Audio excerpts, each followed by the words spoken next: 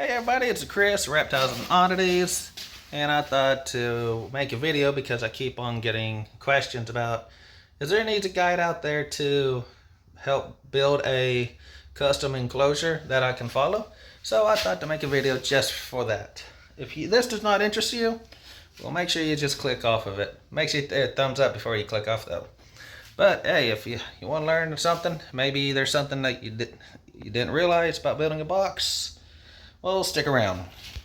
Well, everybody knows I got that box I'm building. I built that stand, which those are going to trash. I built this stand for 20 gallons, actually going to go bye-bye. Now I built all of these enclosures right here. And these are all 4 foot by 2 by 2s. That's my newest one right there. Not done yet. And then I got these. I got a 4 by 4 by 2 and a 4 by 4 by 2 behind this Zen habitat that's actually my buddy's come picking up. So yeah.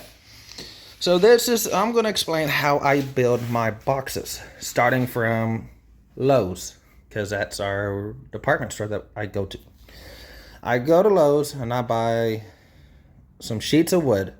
Okay, I have them cut it to the dimensions I want it. For instance, this one, I had to get 2 sheets of wood because it's a little bigger. If you're doing a 4 foot by 2 by 2, 1 sheet would actually work just fine. But this is bigger. So I had them cut me a 4 by 4 out. Then had them cut me every 2 feet. So they end up being 4 foot by 2 feet. And I did that to the rest of it. And I actually had enough to build another enclosure. That's what's great about it. But yeah. So now the reason I haven't cut it is because I don't have room in the car to carry a 4 by 8 sheet of plywood on top of the car. And yeah. And yes, I'm using pine plywood. Okay. Roast me in the comments all day you want, all day long. I don't care. My animals are still thriving. And I think y'all know why if y'all looking at that and know what that is in there. All right. So when I get it back here, I am going to measure it, make sure I don't have to trim anything off. And then I'm coming back where I'm going to put my screws through. I'm running a pilot hole. And the pilot hole, all it is a drill bit that's smaller than your screw. So therefore, when you run your screw down, it still grips, but it does not splinter the wood, because when you shove something down that has no room to move, it just wants to splinter. So, and a power drill really helps out, really a lot. So once I got my pilot hose drilled, I'm going to take a Gorilla Glue and I'm going to run a bead right down, and where the wood is going to come and meet, there's Gorilla Glue in there. And then I'm running the screws down and sealing it all up. And after you do all that, you'll end up with a box. Now, then I put this lip on here. This lip is 96 inches by 4 inches by 2 inches. They're stud boards that I bring back, and I do the same thing. The pilot hole, Gorilla Glue, screw it down, lock it down. I just measure from the inside of here to the inside of here, and I make my measurement, make sure 2 other times, and then I cut it, bring it in, hammer it in, boom, it's done. Then I do my substrate down. Your substrate down can be as deep as you want it. Depends on how much substrate you want to put in. If you want a shallow substrate, don't go with a deep substrate down.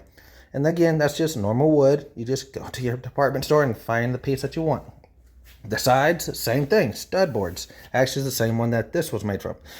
I just take it on the table saw and I run multiple passes through here. So I can take a screwdriver, a flathead one, and I can just kind of break off the pieces in here and pull it out with with pliers. So that's it. And then once the woodwork, you got your box, you got your lip done, then I'm going to here's the box of hole cutting kit that I got from Harbor Freight. I use a 2-inch hole cutter, hook it to my drill, and I drill holes in here. And then these vents are off of Amazon. They don't come green. I had to paint them, but you can get them white or black. This is metal. They got different versions on there. It's how fancy you want it. There you go. Okay. But once you get your holes cut for ventilation, then sand it down. I use a DA hooked to my air compressor, And then I get in here with 80 grit sandpaper and I sand the whole box down. I round the edges out here. I sand the front down. I want you to be able to run your hand through here and not get a splinter at all on these boxes. That's it. And once the sanding's all done, then I go on the inside and I dry lock it. I take acrylic paint and I mix in the dry lock and I dry lock it. It's just this one's had multiple colors of dry lock thrown on it, and yeah. So I'm not too worried about it because I'm going to do a complete custom background, so I'm going to cover all that up. But I dry lock the inside completely, everywhere on the inside, top, bottom, sides. If it's going to be on the inside, it is dry locked because this treats the wood to make sure it is sealed tight. Water's not going to get behind it. It's not going to rot. It's not going into mold or nothing, and you can scrub it down if you want to. So that's my trick on how I get pine to be good for your reptiles. Okay, once your dry lock's done, then I'll come back with paint. If I'm going to do this green right here, I am taking a rattle can of green. Actually, I did white first. And I sprayed it white. Then I come back with the green, sprayed it green. I even did the inside of this whole green too. So when the light goes in there, it's all green. Okay. That green's done. Then I come back with a roller. Here's the roller. It shriveled up on me, so I'm going to have to get a new one. Not roller, but the lint that goes on top of the roller itself. Then I paint my flat black. You can go with any other color you want. So, yeah, I just like black and green, so that's why. So, you roll black on it. Then once you get your black all done, I do my sides, my front, and that's it. Because on top, I'm going to have another enclosure set on top here. So I'm only going to do like a strip there. I need to finish that. Only a strip on there. And then another enclosure is going to set on there. And you're not going to see the back. So I'm not worried about painting the back or the top. Unless you're going to see the top. So you got your paint all done. Then you come back in here. I use liquid nail. Literally liquid nail.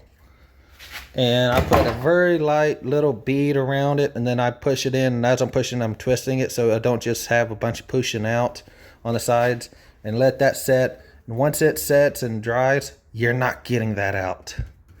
So, yeah. Then, next, once you got your ventilation in, you got your dry lock done, your paint's done, all that, these tracks. If you know somebody with a 3D printer, they can print you tracks. If you don't, Amazon sells them. They're glass tracks. I'll make sure I put the link in the description if it comes off Amazon, because that comes off Amazon. This comes off Amazon. The wood comes from Lowe's. The glue comes from Lowe's. The paint comes from Walmart. The screws come from Walmart. The liquid nail comes from Walmart or Lowe's. The hole cutters come from Harbor Freight. Yeah. Now, here's the only other thing that I do. That if you want to do it, cool. You don't have to do this. This is just my niche. Before I paint it, any paint goes on. After the dry lock's done, I go through here with plastic wood. And I use a putty knife. And basically, there was a hole cut there before. Not now. The wood, I put a new piece of wood in there, glued it in there, and stapled it in there. And then I put the putty over it. And then once that's dry, you take your 80 grit sandpaper. While you're sanding your whole box down, you'll sand down the joints here. And basically, you barely can see there's a joint from this wood to this wood. This is two different pieces. You barely see a lip in there. That's just me. If you don't have to do that at all. But once you do that, sand it down, sand the box down where it's smooth, do your paint, all that stuff, put your vents in, all that stuff, you get to these things. Take some glue, I use Gorilla Glue, and you'll just glue them down. This small one goes on the bottom, this tall one goes on top. The top, I put screws through it, real small screws, so it don't poke out like I messed up on that one. But you do that. Then you got to measure. And how I measure is from the top of here. How do I do this again? This is always the tricky part. This is where it gets a little tricky. Okay, with the measuring tape, I'll measure from the top of there to about here. What you want to do is you want to measure enough to where you can lift the glass up over this and pop it out when you need to clean it or remove it for something. That's it. You have a glass company near you that makes windshields and stuff like that and does house projects, contact them, let you know what you need. 1/4 inch thick acrylic glass. It's good enough to go in here, and it's not terribly expensive. You can get your glass, boom, in there. Panels like that right there, which that's the panels that go to here. And boom, you do that, you'll be able to slide your glass back and forth. Now, another thing that helps is casters. Those casters come off Amazon. They're rated at 2,600 pounds. I'll put the link in the description with those casters, and they lock the ball bearing. So when you need to move this thing, you can move it. They're locked right now, but this thing rolls so easy. I mean, that rolled easy, and that's an 8x6x4. So do that. Also, one other thing too that I do. All right, none of these cages have it, but you see that hole right there? That hole is, I don't have one that people can see that easy. Because this kid's showing that I don't got it. So, yeah. But you know the new cages, they have like these little plastic lids on them? Ah, right here. This dude right here that goes in there and you twist it and you can put your wires through it. You get these off Amazon for like $9. And this wood's too thick, so you're not going to put the color on it and twist it on there. You literally got to glue it in with liquid nail. So that allows you to run any wires or anything if you need like lights, irrigation, anything like that. So basically, once that's done, you got a box. The rest is your imagination. If you want to do a background, there's hundreds of ways to do it. You can use live plants. You can use fake plants. I like using insulation foam and spray foam to make that right there. And yeah, you see it right there. This took me about 3 weeks to actually make because I was really detailed on every carve and all that. And then once it's done, you get your dry lock. Dry lock comes in white, and you can just take acrylic paint that's latex, mix it in there to the shade you want it. Boom, done. Then if you want to go over the white, like you see the white caps on there, what I do is I take a bit of acrylic white that's actually shade. I think that's granite white. Put it in something like a plate or something like throwaway plate. Put your paintbrush in there and kind of flick it a little bit to where you just have very enough on the brush to where you can just go over the high points. You don't push down, you just lightly go over the high points, and it covers them up to be like, to make it look more realistic in there. So that's how I build an enclosure. You use some tools kind of all over the place. And typically, like for a 4 foot by 2 by 2, if I'm just building the box, I can build it for like 120, 150, depends on how fancy I want it. And then the foam and all that typically costs an extra $60. So, yeah. All right, guys. Until next time, have a good one. Take care of your reptiles. Support USARK. And I'll see y'all down at the NRBC in Dallas. Bye.